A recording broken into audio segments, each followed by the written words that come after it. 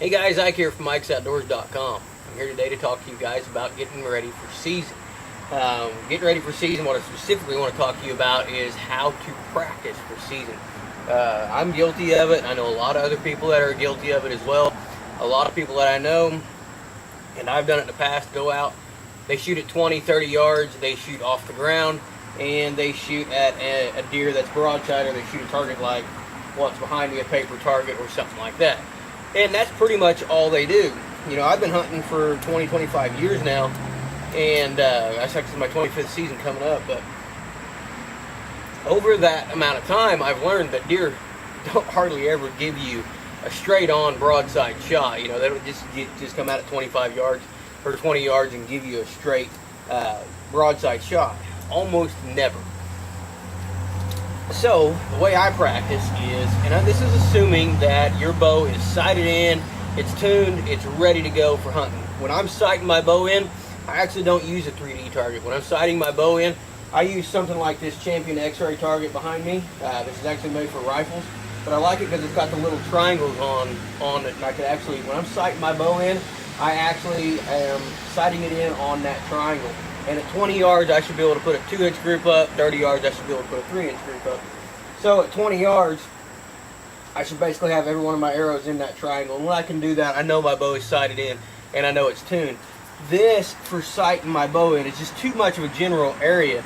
And I really don't know where my pin is exactly every time. I know what general area I'm aiming in, but I really want to fine-tune it when I'm sighting it in, so I don't use this big open area.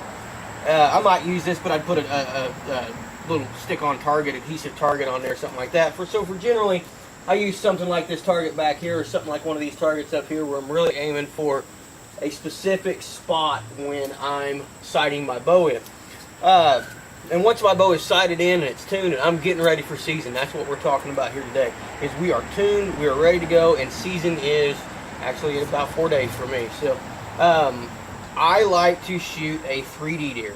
And the reason for the 3D deer is just the realness of it. It gives you the replica, closest you're going to get, replica of a white-tailed deer or elk or whatever you're shooting. So get yourself a 3D target. It makes it a lot more realistic, makes the shooting a lot more lifelike.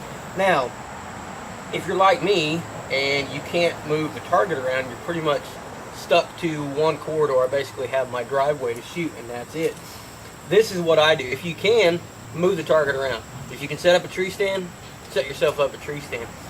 What I do generally, because I can only shoot straight on, is basically what I do is I set my 3D target up and I only put one stake in it. I don't put both stakes in it. And what that allows me to do is it allows me to face him left. I can swing his butt back around this way, and I can get him facing to the right. I can also change the angle of him, and I can put him at a steep quartering angle. I can bring him back around this way. You know, I can get him at that angle there. I can put him at a quartering 2 angle, and I can try all these different angles. And what that allows you to do, broadside, you know you got to hit right here. You know you got to hit in this general area, and that's it. But if you have a deer facing towards you, which is a low percentage shot, you can't aim for the heart. If you aim for the heart, your arrow now goes, it's all about shot placement. Your arrow now is going to miss the lungs. If you're aiming for here, it's going to miss the lungs and the heart, and you're probably only going to get liver, maybe the diaphragm, and you're probably going to gut shoot this deer. So this gets you, you're able to visualize this deer's organs in here and this deer's body, and you know now if you're going to take this shot that you need to aim somewhere up in here. If you aim somewhere up in here, that arrow's going to go through, it's going to get the heart, it's going to get the lungs, it's going to get the liver, it's going to get the diaphragm, it's going to clear this deer out. This isn't a bad shot. It's a low percentage shot because a lot of people shoot too far back. If you shoot up in front of this shoulder, it's basically the same as a quartering away shot. If you look at the angle of the arrow, that's the same angle you've got on a quartering away shot. So you have to think about this in reverse, and the best way to do it is to get yourself a 3D deer and put yourself in that situation and shoot this shot. So you know, to get in that heart, to get in that lung, you have to shoot in front of this shoulder, or you're not going to be able to find this deer.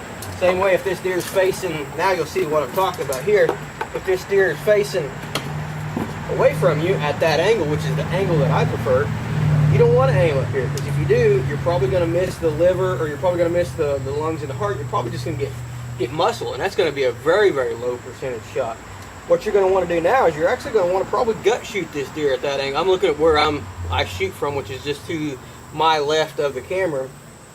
At that angle, I'm going to want to gut shoot this deer.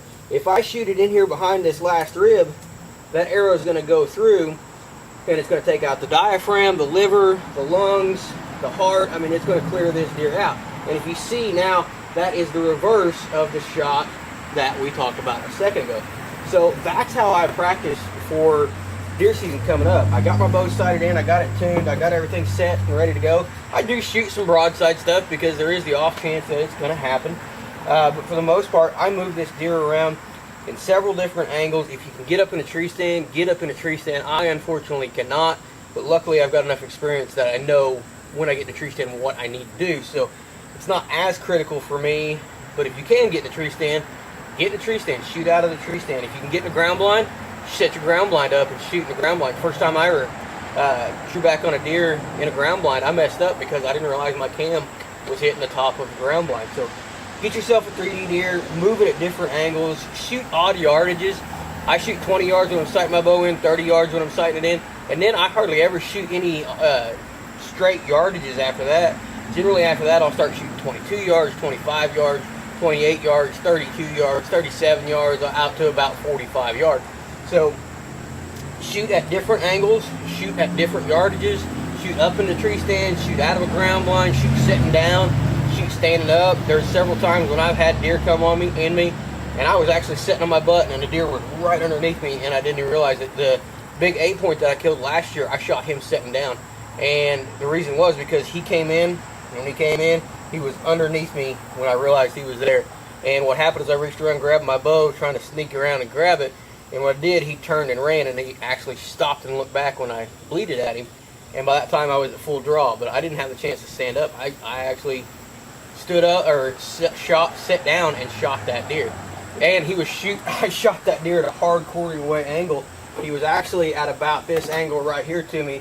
And if you notice in the shot, I shot him, it'd be on this side, I shot him in the hip. And I was aiming for here, but I shot him a little bit to the right. And the arrow went through his hip, and it went right up into his body cavity and killed that deer within 30 yards. It wasn't the shot that I intended to do, but I knew that angle. I knew if I got it in behind this rib somewhere, that I knew I could take that deer's heart, lung, and liver out, and that deer was probably going to die. So practice at odd yardages, practice it at odd angles, practice from a tree stand, practice from a ground blind, practice from any possible scenario that you could imagine, because you know as well as I do in the woods, this deer is not going to come out at 20 yards broadside and stand there and wait for you to take the shot. Most of the time. It has happened to me before. And it's interesting, it did happen to me once. I killed a nice 130 inch, 140 inch 12-point. He had some kickers on him and stuff. Just beautiful, beautiful deer. And after I shot him, a massive 8-point came out. He was a young buck. I probably wouldn't have shot him anyway, but he came out at 20 yards, and 20 yards broadside, and stood there and looked at me. It was just blowing steam out of his nose. It was a cold November morning, and he just stood there at 20 yards and looked at me.